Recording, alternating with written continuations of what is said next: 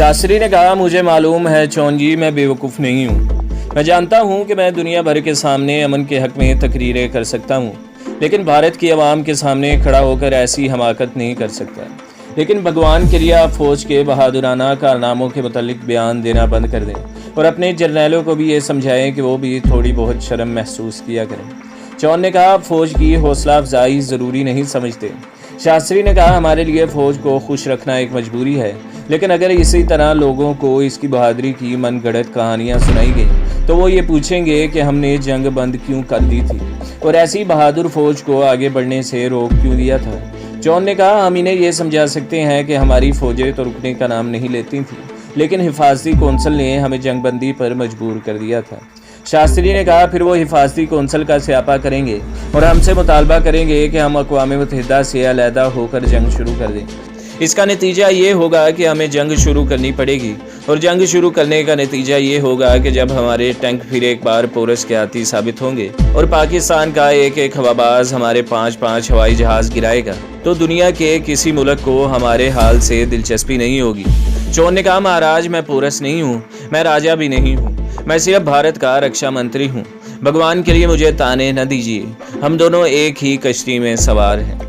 शास्त्री ने कहा, मैं सिर्फ ये जानता हूँ कि जब भारत के अवाम को चारों तरफ से तबाही नजर आएगी तो आप सारी जिम्मेदारी मुझ पर डाल देंगे। नंदा जी के मुतल्लिक भी मुझे यकीन है कि जब स्यापा करने वालों का पहला जुलूस मेरे घर का रुख करेगा तो वो सबसे आगे होंगे। चौन ने कहा, नहीं नहीं महाराज, यूँ न कहिए, मैं आपको वचन देता हूँ कि मैं अपने हिस्से की गालियाँ खुशी से बर्दाश्त करूँगा और मैं नंदा जी से भी कहूँगा कि वो अपने हिस्से की गालियाँ खुशी से बर्दाश्त करें। शास्त्री ने कहा, और इससे मुझे क्या फ़ायदा होगा। चौन ने कहा, गालियाँ तकसीम हो जाएंगी महाराज। नंदा कमरे में दाखिल होता है। नंदा ने कहा, चौन जी, मैं बाहर आपका इंतज़ार कर रहा था। चौन ने कहा, और वो भी बाहर खड़े हैं। नंदा ने कहा, नहीं, वो जा चुके हैं। चौन ने कहा, नंदा जी, प्रधानमंत्री को इस बात का शक है कि अगर भारत की आवाम बिगड़ गए तो आप उनसे जा मिलेंगे और मैं उन्हें तसल्ली दे रहा था कि आप मरते दम तक उनका साथ देंगे। नंदा ने कहा, लेकिन क्या हमारे लिए मौत ज़रूरी है। चौन ने कहा, मैंने ये नहीं कहा कि हमारे लिए मौत ज़रूरी है, मैं तो सिर्फ ये कह रहा था कि हम किसी हालत में भी अपने प्रधानमंत्री का साथ छोड़ना पसंद नहीं करेंगे। शास्त्री ने कहा, शायद आपको मालूम है कि जब आवाम बिगड़ जाएगी तो मैं प्रधानमंत्री नहीं रहूँगा। नंदा ने कहा, महाराज, हम आवाम को इस हद तक बिगड़ने नहीं देंगे। शास्त्री ने कहा, आप क्या करेंगे। नंदा ने कहा, महाराज, हम उनकी तवज्जो कश्मीर की तरफ मबजूर रखेंगे, यानी हम बार बार यही कहते रहेंगे कि कश्मीर भारत का अटूट अंग है। कश्मीर में आज़ादी के नारे लगाने वाले भारत के दुश्मन हैं और भारत की हुकूमत उनका डटकर मुकाबला करेगी।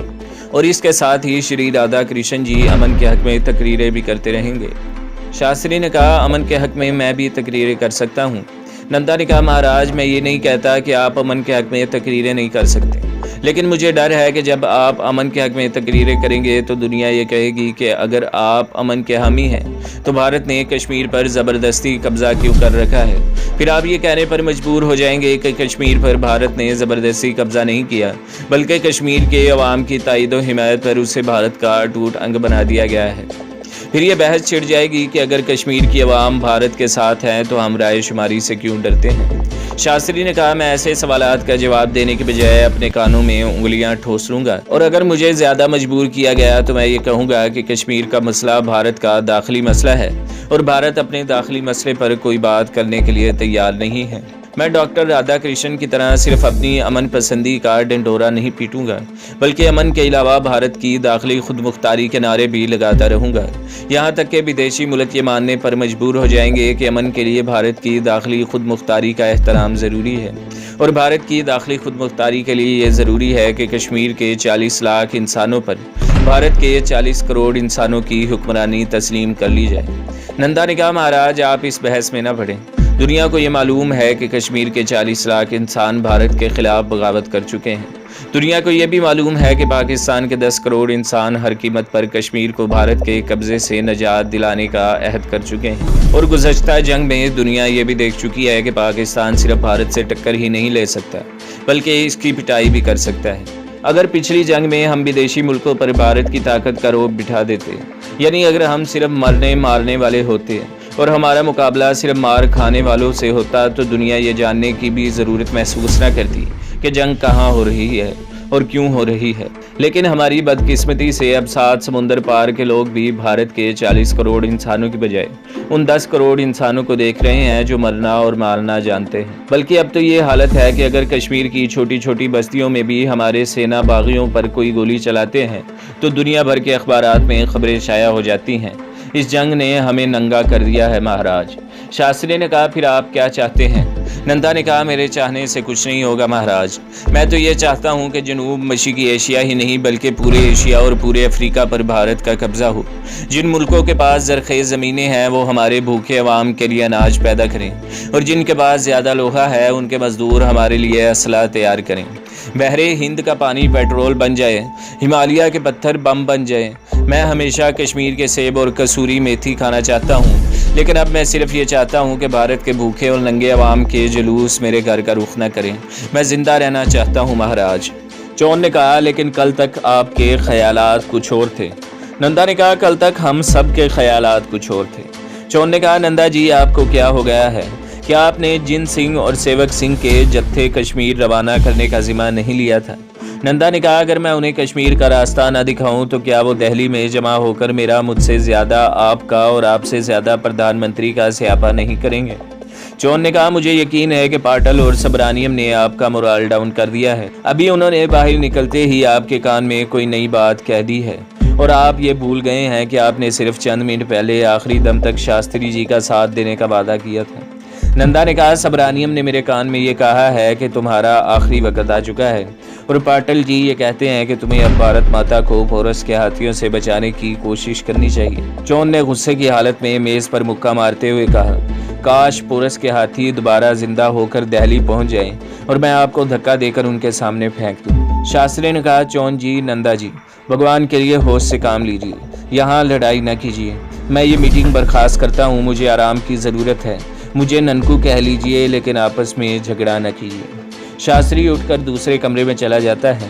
नंदा गुस्से की हालत में चौन की तरफ देखता है और बाहर निकल जाता है। एक सानिया बाद चौन इसकी तकलीद करता है। कुछ वक्फे के बाद सेक्रेटरी एक फ़ाइल उठाए कमरे में दाखिल होता है और परेशानी की हालत में इधर उधर देखता है।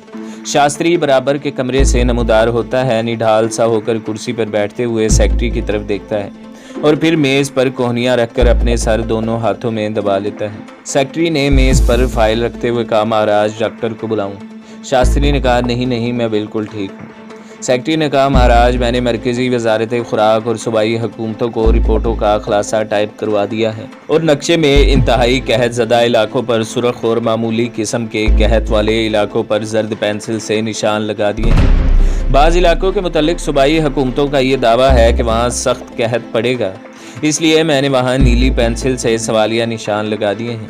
शास्त्री ने कहा, मैं ये फ़ाइल कल देखूंगा, इस वक्त मैं बहुत थक गया हूँ, अब तुम्हें भी आराम करना चाहिए। सेक्रेटरी हाथ बांधकर प्रणाम करने के बाद दरवाजे की तरफ मुड़ जाता है। शास्त्री ने कहा, ज़रा रुकिए। सेक्रेटरी रुक जाता है। तशरीफ़ रखिए। सेक्रेटरी मेज़ के दूसरे किनारे पर बैठ जाता है। तुम्हें 5 सितंबर की गुफ्तगू याद है? सेक्रेटरी ने कहा, किसकी गुफ्तगू महाराज? शास्त्री ने कहा, मेरी और तुम्हारी गुफ्तगू। सेक्रेटरी ने कहा, महाराज अगर आप पूरी गुफ्तगू सुनना चाहते हैं तो मैं घर से अपनी डायरी मंगवा लूँ। शास्त्री ने कहा, डायरी मंगवाने की ज़रूरत नहीं, मैं सिर्फ ये पूछना चाहता हूँ कि मेरे कद के मुतालिक तुम्हारी क्या राय है? सेक्रेटरी ने कहा, महाराज आपका कद अब भी वही है जो पहले था। जंग से इंसान के दिल और दिमाग पर असर पड़ता है, कभी कभी वज़न भी कम हो जाता है, लेकिन कद पर कोई असर नहीं पड़ता। शास्त्री ने कहा, मालूम होता है कि तुम 5 सितंबर की गुफ्तगू बिल्कुल भूल गए हो। हम नेपोलियन के कद पर बहस कर रहे थे और तुमने ये कहा था। सेक्रेटरी ने कहा, महाराज मैं आपका सेक्रेटरी हूँ और मेरा फ़र्ज़ है सिर्फ आपकी बातें याद रखना। फिर भी चंद बातें मेरे जहन में रह गई हैं। मैंने शायद ये कहा था कि नेपोलियन का कद इतना छोटा नहीं था जितना कि आम तौर पर ख्याल किया जाता था, और उस ज़माने के किसी मौरख ने यूरोप के फातह का कद नापने की जुर्रत नहीं की होगी। शास्त्री ने गुस्से से कहा, मुझे इससे कोई दिलचस्पी नहीं है कि इस दिन नेपोलियन के कद के मुतालिक तुम्हारी क्या राय थी। मैं ये पूछना चाहता हूँ कि तुम मेरे मुतालिक क्या कहते हो? सेक्रेटरी ने कहा, आपके मुतालिक महाराज। शास्त्री ने कहा, हाँ मेरे मुतालिक। सेक्रेटरी ने कहा, महाराज मुझे यकीन है कि मैंने भारत के प्रधानमंत्री के मुतालिक कोई बुरी राय नहीं दी होगी। शास्त्री ने कहा, तुमने ये नहीं कहा था कि मैं हिमालय से ऊंचा हूँ? सेक्रेटरी ने कहा, हाँ महाराज मुझे याद आ गया। आपने ये कहा था कि अकल का कद के साथ कोई ताल्लुक़ नहीं اور میں نے یہ محسوس کیا تھا کہ اگر آپ کا قد آپ کی عقل کے مطابق ہوتا تو آپ ہمالیہ سے زیادہ اونچے ہوتے۔ شاستری نے کہا اور تم نے اس کے لیے کیا محسوس کیا تھا؟ کہ میں پاکستان پر حملہ کرنے کا فیصلہ کر چکا تھا۔ یعنی تمہارے نزدیک میرے بہت زیادہ عقل مند ہونے کا ثبوت یہی تھا کہ میں نے بھارت کے لیے تباہی کے دروازے کھول دیے ہیں۔ تم یہ کیوں نہیں کہتے کہ تم مجھے بیوقوف بنا رہے تھے؟ سیکرٹری نے کہا مہاراج آپ کو خوش رکھنا میرا فرض ہے۔ شاستری نے کہا تمہارا مطلب ہے کہ اگر میں اپنی مکان کی چھت سے چھلانگ لگانے کا ارادہ کر لوں تو بھی تم میری عقل کی تعریف کرو گے؟ سیکرٹری نے کہا مہاراج جب میں آپ کو چھت سے کودنے کے موڈ میں دیکھوں گا تو مجھے اپنی ذاتی رائے کے خلاف بھی آپ کی دانشمندی کی تعریف کرنی پڑے گی۔ یہ ایک ناخوشگوار فرض ہے جو ہر سیکرٹری اور خاص طور پر ایسے پردھان منتری کے سیکرٹری کو سر انجام دینا پڑتا ہے جسے نپولین اور ہٹلر بننے کا شوق ہو۔ اگر آپ چھت پر سے کودنے کی کوشش میں زخمی ہو جائیں اور دھتورا ہضم کرنے کے بجائے بے ہوش ہو جائیں اور ان کے بعد جان بوجھ کر زخمی یا بے ہوش ہونے میں برائی محسوس کریں تو مجھے بھی اپنی رائے تبدیل کرنی پڑے گی۔ یعنی جب آپ یہ کہنے کے موڈ میں ہوں گے کہ 20 فٹ اونچی چھت سے کودنے میں ایک ٹانگ، ایک بازو یا 2-4 پسلیوں کے ٹوٹ جانے کا خطرہ ہوتا ہے تو میں آپ کی تائید میں یہ کہوں گا کہ ایسی چھلانگ سے بعض اوقات دونوں بازو، دونوں ٹانگیں اور ساری پسلیاں بھی ٹوٹ جاتی ہیں۔ اور جب آپ یہ فرمائیں گے کہ ایک ایک پاؤں، ایک ایک چھٹانک یا ایک ایک تولہ دھتورا کھانے کے بعد ایک انسان کو 1 مہینہ ہسپتال میں گزارنا پڑتا ہے تو میں یہ کہوں گا کہ بعض لوگ دھتورے کی چند پیٹیاں کھا کر بھی شمشان بھومی پہنچ جاتے ہیں۔ شاستری نے کہا لیکن تم یہ کہتے تھے کہ میری گرجدار آواز سن کر تمہارا دل لرزتا ہے۔ سیکرٹری نے کہا مہاراج اس دن آپ پاکستان کے 10 کروڑ انسانوں کو مرعوب کرنے کے موڈ میں تھے اور آپ کو اس کے سوا کوئی اور بات سننا پسند نہ تھی اور آپ بھارت کے ہٹلر تھے، اس لیے میرا فرض یہی تھا کہ میں سہم کر رہ جاؤں۔ اس دن اگر آپ دنیا کو تیاگ کر سنیاسی بننے کی خواہش ظاہر کرتے تو میں آپ کو ہٹلر یا مسولینی کی بجائے کسی بہت بڑے مہاتما کا جانشین ثابت کرنے کی کوشش کرتا۔ شاستری نے کہا اچھا اب بتاؤ میرے متعلق تمہارا کیا خیال ہے؟ سیکرٹری نے کہا مہاراج مجھے آپ کے موڈ کا صحیح علم نہیں ہے۔ شاستری نے کہا تمہیں سب کچھ علم ہے لیکن تم سچی بات کہتے ہوئے ڈرتے ہو۔ سیکرٹری نے کہا مہاراج یہ میری مجبوری ہے۔ شاستری نے کہا کیسی مجبوری؟ سیکرٹری نے کہا مجھے سچی بات کہنے کی نہیں بلکہ ڈرنے کی تنخواہ ملتی ہے مہاراج۔ شاستری نے کہا تم میرا حکم نہیں مانو گے؟ سیکرٹری نے کہا کیوں نہیں مانوں گا مہاراج، میرا ہرگز یہ ارادہ نہیں تھا کہ میں ملازمت کی مدت پوری کرنے سے پہلے ریٹائر ہو جاؤں، پھر مجھے گندم اور چاول کے نرخ بھی معلوم ہیں۔ شاستری نے کہا تم اطمینان رکھو، میری زندگی میں تمہیں کوئی ریٹائر نہیں کر سکتا۔ سیکرٹری نے کہا لیکن مہاراج میں آپ کے بعد بھی ملازمت کرنا چاہتا ہوں۔ شاستری نے غصے سے کہا میں کہتا ہوں کہ تمہیں ملازمت کا کوئی خطرہ نہیں، اب اپنے دل کی بات کہو، یہ میرا حکم ہے۔ سیکرٹری نے کہا آپ کا حکم سر آنکھوں پر مہاراج، لیکن مجھے وچن دیجیے۔ شاستری نے کہا کیسا وچن؟ سیکرٹری نے کہا مہاراج مجھے وچن دیجیے کہ دل کی بات کہنے پر آپ میرے ساتھ وہ سلوک نہیں کریں گے جو شیخ عبداللہ کے ساتھ ہو رہا ہے۔ شاستری نے کہا تم شیخ عبداللہ کے حامی ہو؟ سیکرٹری نے کہا نہیں مہاراج، میں صرف یہ چاہتا ہوں کہ جب میں دل کی بات کہوں تو آپ کہیں میرے گھر کو بھی ایک کھیم کرن کا محاذ نہ سمجھ لیں۔ شاستری نے کہا بھگوان کے لیے مجھے پریشان نہ کرو، میں تمہیں وچن دیتا ہوں۔